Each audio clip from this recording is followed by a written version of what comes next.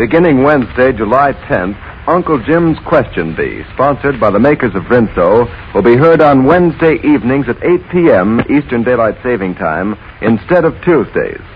Remember the change of time, beginning this Wednesday, 8 p.m. Eastern Daylight Saving Time. Listeners in Mountain and Pacific Coast time zones should consult local newspapers for exact time. The Columbia Workshop presents The Cockeyed Wonder, a baseball comedy by Nathaniel Curtis. I'm in the shower, see? Yeah. I can't seem to get the water running right. Yeah. So? So, this John Vance comes in. He was playing in the outfield with me then. You have another beer, by the way? Look, you thought you're going to tell me the inside on this baseball wonder. What makes? Well, I'm telling you. I'm in the shower when John Vance comes in, and he says there's a punk outside named Fancher who just hit 18 pitch balls in a row. Consecutive. Yeah? Yeah, and the funny thing is this Lou Fancher ain't never previous played no baseball at all. A guy who become a powerhouse at bat and one of the greatest first basemen in the history of the game. And you know what done it for him? What? A drink called a Pink Lady. A pink lady? Yeah. You sure you won't have another beer? No, you better not eat it. But I'm telling you the truth. Drink was the making of Lou Fancher. It all started when he fell in love with this dame named Dorothy. What a dame, that Dorothy. Well, she knew more inside baseball than Connie Mack, and that's what hurt. With an Einstein, maybe, Lou would have been a good companion. But with a dame who was a baseball nut, he was plenty of fish out of water. Well, anyway, Lou and the girl is having a usual bicker one afternoon. He wants to go to a concert. He's that kind of a guy, you know. And she wants to go to the ball game. Well, Lou is a retiring guy, you understand, and when she keeps up the argument, he goes and he takes the first drink of his life, a Pink Lady cocktail. Well, he done it to try and feel more like a hero to her eyes, you see. Yeah. Well, they're still arguing it out in the subway when that Pink Lady cocktail starts to climb up to his eyes. It made everything slow down for the guy. He seen things moving slow when they was really moving normal, you see. Don't get this thing. Hit the guy. But I still can't see why we always have to spend Saturday at a concert. Lou, listen to me. Hey, Lou, what's the matter with you? You look sick. This train is driving me crazy. What's the idea of going 2 miles an hour like this? What, Lou? The train's going at a normal speed. Oh, what are you trying to tell me? I can see it, can't I? Hey, mister. What's that? How fast would you say this train was going? I don't know. 40 miles an hour about. Oh, 40 miles an hour. Can you count the steel supports at 40 miles an hour? Huh? Look at that. 1, 2, 3, Oh, Lou, will you 4. stop Hey, it? pal, 5. either you're a nut or you hoisted one too many. You can't count them supports. They're just a Oh, blur. listen, I tell you, I can't do What are you counting. talking crazy. about? 96. Sit on the subway. Come on. Come on, Lou, please. Let's get out here. Oh, but we're going to 40 seconds. Please, Lou. All right.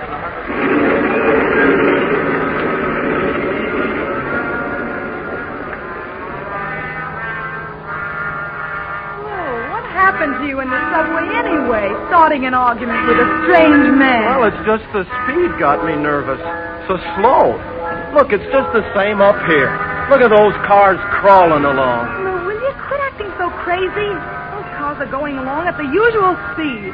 Honestly. Now, what are you trying to tell me a thing like that? For I can see with my own eyes, can't I? Look at that police car. Why, it's a disgrace crawling along like that. Come on, let's go across. Lou, come back! No! Easy, just walked out there in front of the cop car, looking right at it.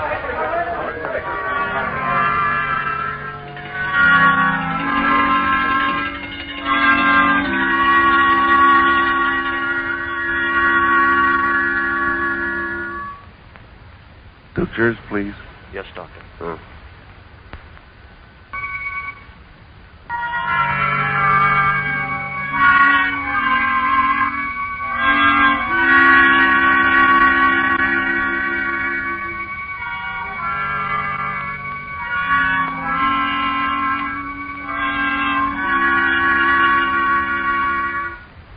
Oh, Lou. Oh, hello, Dottie. Well, how are you, Lou? Oh, I'm all right. I'm lucky. Just a few small scratches. I'm leaving the hospital today.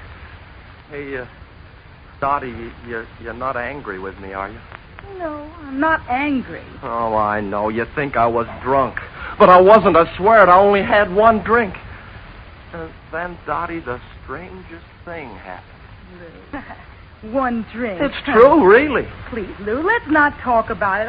I've got to leave at 1:30 anyway. Oh, yeah, you're going to a baseball game again. What do you see in those ball players? Lou, I'm not in love with the players. I just like the game. Oh, who'd sit through a whole baseball game just to watch the game? It's those men. You like to see them running around. Great athletes. You're acting very childish. I am not. I've always loved baseball. Oh, you don't expect me to believe that. Well, so they began that bicker battling.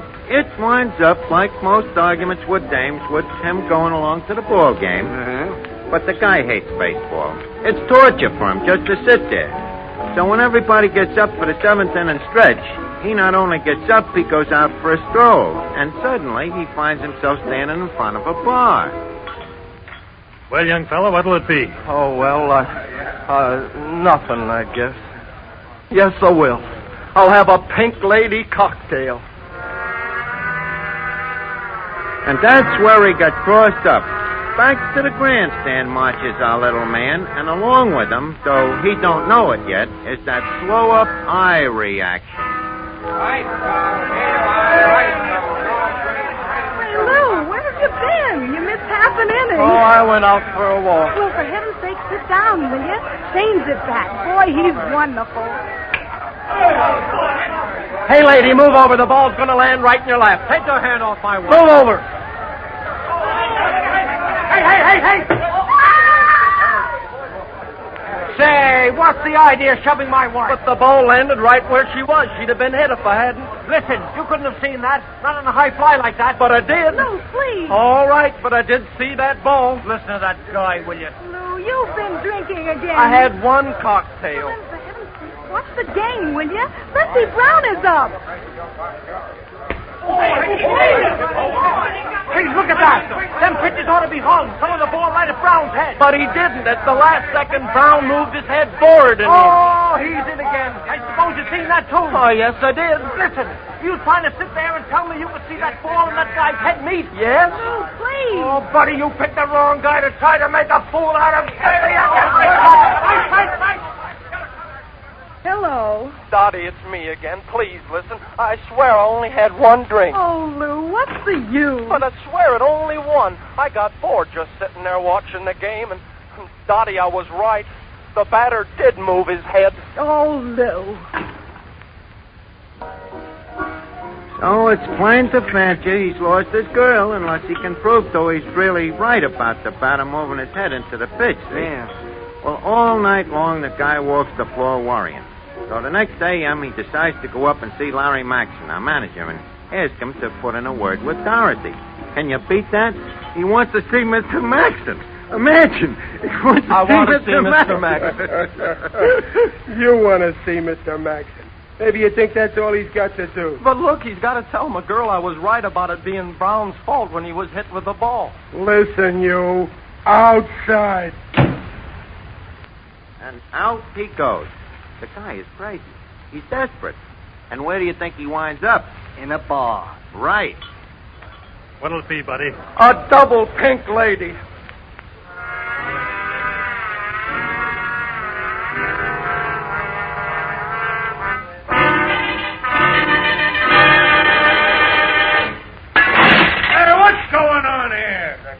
Windows now. Oh, Mr. Maxon. Well, who in the name of you? Mr. Maxon, I saw the ball game yesterday, and I want you to write a letter to my girl and tell her how Brown moved his head forward an inch, which caused the ball to hit her. Please, sir. What's that? What do you mean Brown moved his head? Yes, the ball, was twisting from right to left as it went through the air. I understand that's supposed to make it curve away from the batter. Only this time it didn't. Listen, you. You are a bug. But I saw it. If you could see that, you could be the greatest ball player in the world. Yes, I suppose I could if I wanted to. Hey, Vince. Yeah, Mr. Maxon. Have this guy locked up. He's drunk. Okay, Mr. Maxon. Hey, that's the guy who's been hanging around here for 3 hours. Well, get him out and call a cop. Oh, please don't do that, Mr. Maxon. My girl would never forgive me then. Please, just let me prove to you I can see a baseball better than anybody else. Please. Well, okay. Never let it be said I come between a guy and his girl. But I'm busy. Vance, take him out on the field. Give him his chance. Yeah, okay, boys. Come on, you. Oh, thanks, Mr. Maxon. You'll never know how much I appreciate it.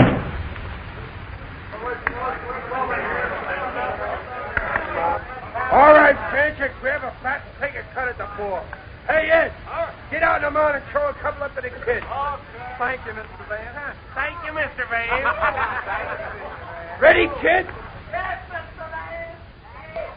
I lay 3-1. He don't even see the pitch. Okay, Ed, burn one in. Boy, there it goes. He must have caught that one dead center. Hey, Ed, bad down on him. Okay. Another one. That's a trouble in anybody's car. Hey, there may be something to this guy. Boy, here goes another one. Hey, kid, you wait right here. Now, don't go away. Hey, Mr. Mike. Well, as I was saying, with that pink lady working on his eyes, how could the guy miss? He couldn't. Why, for him, a fastball looked like one of them kid balloons floating up to the plate. So, like I told you, I was in the shower when John Vance come busting in with the news about this guy's 18 consecutive hits. So Maxton and all of us run out to watch the guy. Hey, you, Fancher. Stick a glove on and get out there on first. Come on there. Watch him, Shane. There's no use, boys. Look where the guy's playing the position. He's practically sitting on the bag. He don't know no baseball. Oh, what a stop. Hey, I take back what I said, boys. Why, that ball was for the second baseman. Shane, bring that kid into my office. Well, anyway, Maxon signed him right up and stuck him into the game that afternoon. Well, all Fancher does is hit 5 for 5 and make 12 perfect plays in the field, 3 of them of which was completely impossible. Well, within 3 weeks, the guy is so sensational the fans don't believe him. He's absolutely a behemoth. He's hitting 900. What? You heard me, 900. The whole town is Fancher crazy. Fireworks, parades, everything. He's got them all nuts.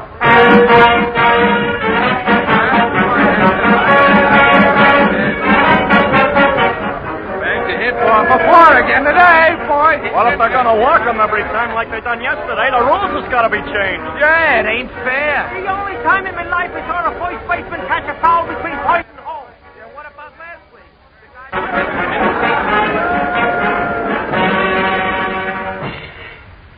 And that's it, Doctor.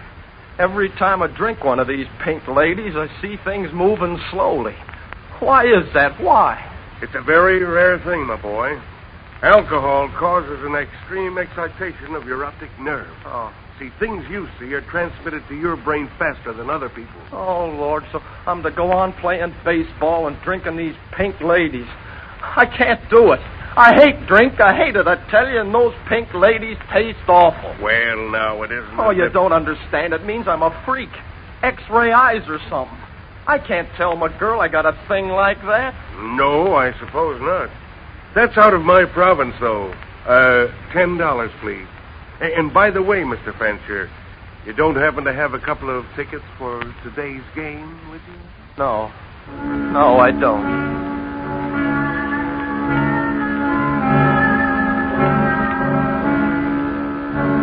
XP, read all about the triple play.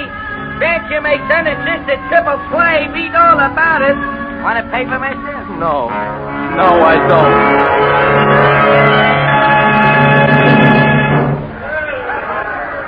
They're taking the field. Now you're going to see some plays. What's that picture? Here comes the pitch.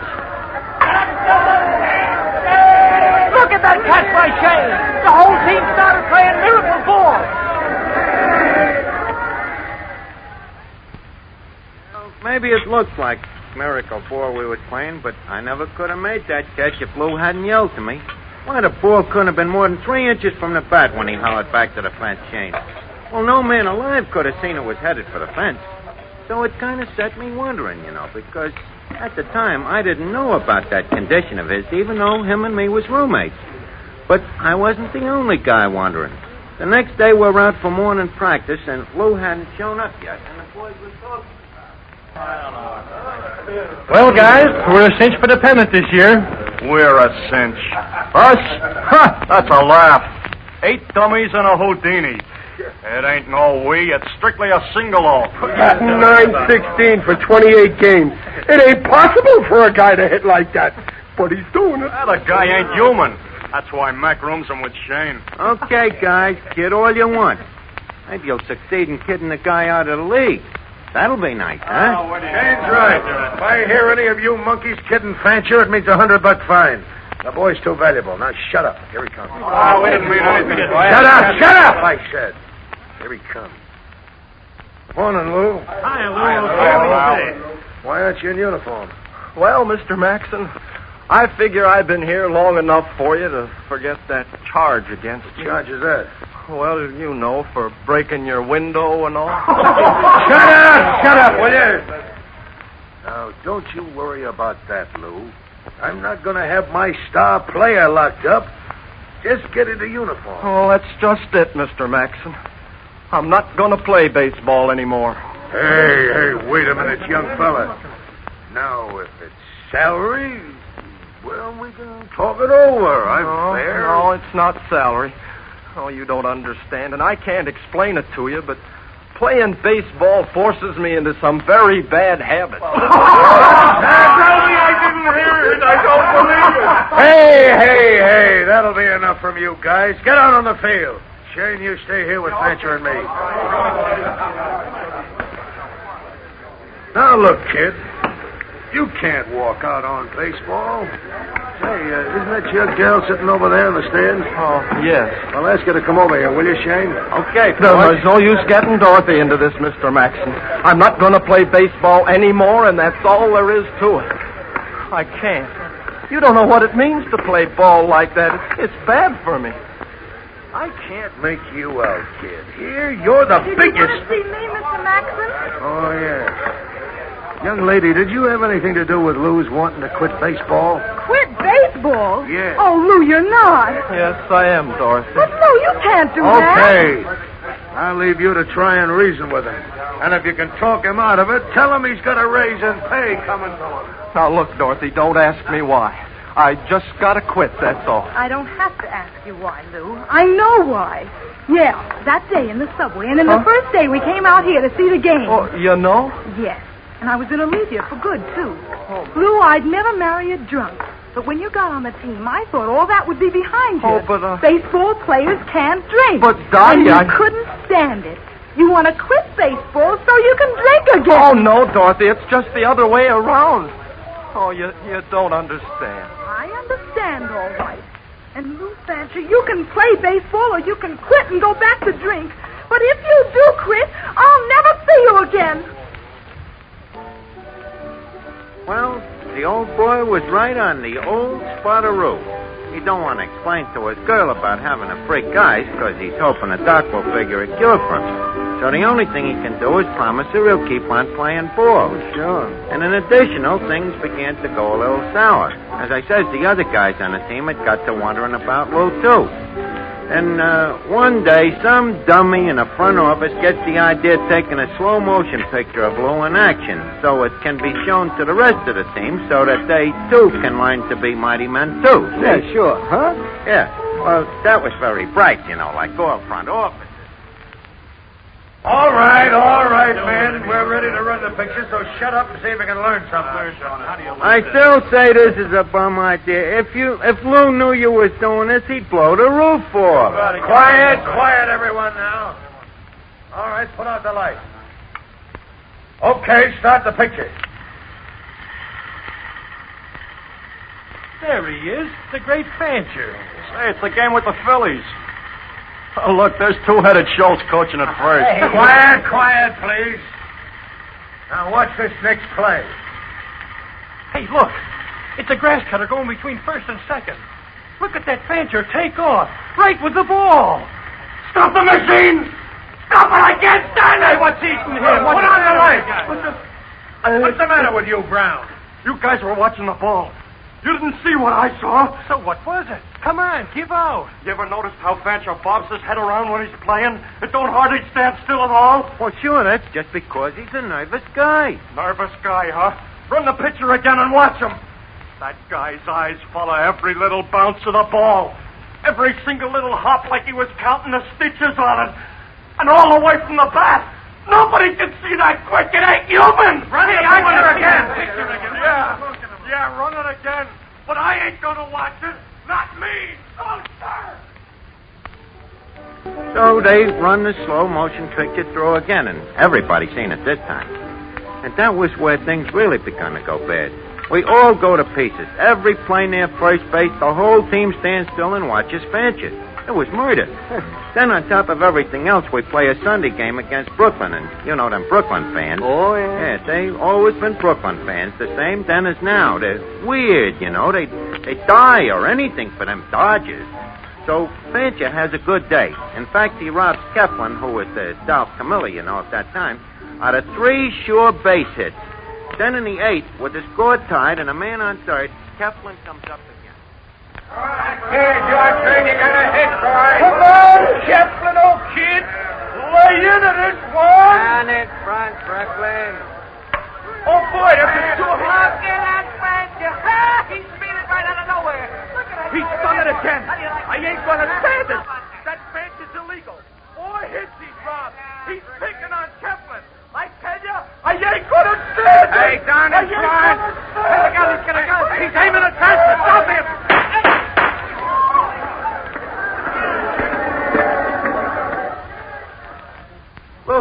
Lou, did he hit you? Are you hurt? Hurt? Him hurt? Don't be a sap. Didn't you watch him? Didn't you see it? He dodged them bullets. He dodged them bullets, I tell you. Dodged bullets from a gun.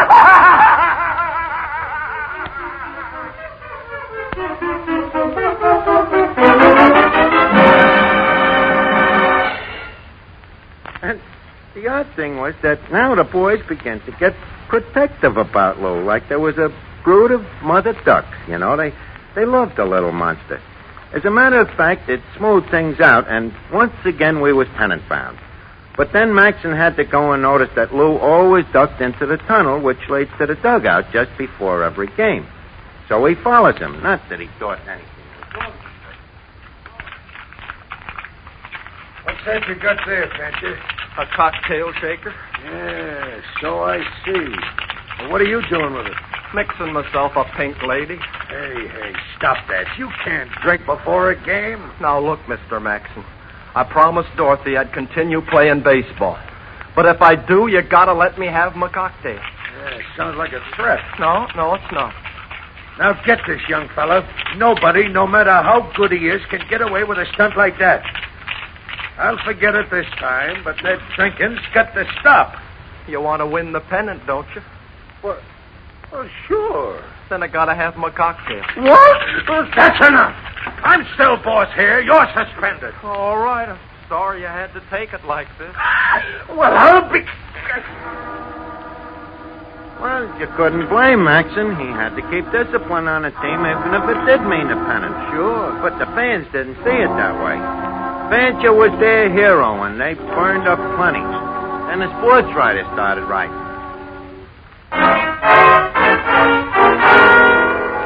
Joe Williams of the World Telegram. Putting one little word after another, and whatever became of baseball.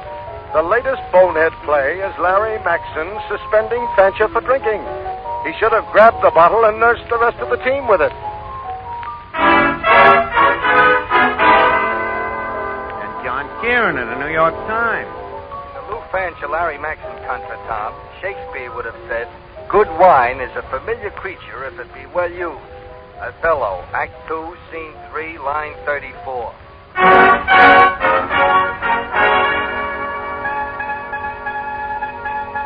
Plan. Lou Fancher will drink no more hard liquor. Instead, Larry Maxon has agreed to let him have a bottle of beer before each inning.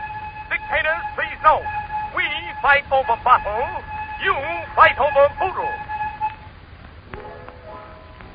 Yeah, that's how it was settled. Lou found if he took a bottle of beer every inning, he got enough alcohol to keep them eye reactions on the job. You see, by that time, I knew what was with him. You did? He told me. I was the only one which did know, though, and I promised I wouldn't speak of it. So everything would have been fine, except there just ain't no dame that'll ever leave a guy alone. Not even 900 hitter. Dorothy gets together with Max one day. Son, the little lady here's been talking to me, and I want you to do us all a favor. Oh, Lord, what now? Please, Lou, this is for your own good. Yes, it certainly is. Son, why not try and make the whole break? Give up beer, too. Oh, but Say yes, Lou. Just think, if you led a clean life, you could probably hit 1,000. Oh, boy, wouldn't that be romantic? 1,000 batting average. Dorothy, if I gave up beer, I'd lose you, too. You don't know what you're asking. Oh, I can't. Please, Lou, please. Just 9 bottles left for Dorothy. No, I tell you, I can't. Lou, this is the crossroads. You gotta choose, beer or me. All right, then. But remember, you forced me. I won't drink beer today. Now watch what happens to your ball game. Now watch what happens to your ball game. Hello, Dottie. Mind if I sit and watch the game, would you? Say, why aren't you playing? I got a bum leg. I'm laid up for a couple of days. Watch Lou today saying he's gonna be wonderful. Oh, yeah? What makes? He promised not to even drink beer today. Isn't What? that wonderful? Wonderful? Why, the guy can't play at all unless he's got beer in him. Yeah, there he's coming right now. What? He can't play at all? Yeah, let me out of here. I gotta stop him. No, you can't. You can't. It's too late, and I lost the game What's for the you. game? Why, you dumb dame, you may get him killed. He can't even see that fastball pitching without help. And them pitchers bear down on him. Let me out of here. I gotta stop the guy. I'm coming too.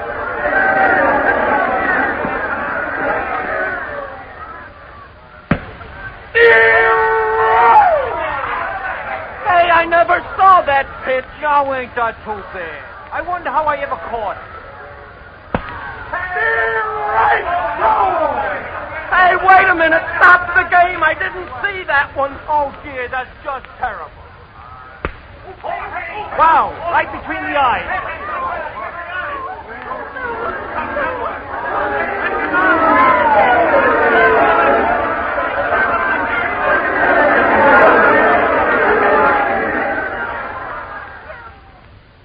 Well, sir, we carried Lou back to the clubhouse, but the guy's luck is still in. He ain't hurt bad, in one way, that is. In another way, it was a massacre. Huh? That cloud on the head straightened out what was wrong with them optic nerves of his, and his baseball career is all over. But he takes the dough he's made in baseball, and he starts a paper factory with it. And you know who he is now, the best paper man in the country. Yeah, gotta admit that. Say, but tell me, what became of the girl? Well, you see, he only became a paper tycoon, and I was the fanciest outfielder in the league, so Yeah. she married me. But the funny thing is, Lou ain't at all mad at her for busting his career. In fact, the guy's actually grateful. A few years ago, I got too old to play ball anymore, and what do you think happened? They shot you. Ah, no, kidding me. Lou hears about it, and he gives me a job as a salesman. That's why I need that order so bad. I don't want Lou to think I'm hanging around as a dead weight just because we once played ball together. Yeah. Well, do I get the order? Okay, send me 100 reams of blue bond. Oh, thanks. Say, it must be kind of embarrassing for you, married to the boss's old girl. Oh, she ain't around. We broke up soon after I quit playing baseball. The last I heard of her, she was married to a shortstop in a 3I league. Sure you won't have another beer? No. Hey, waiter, bring me a pink lady.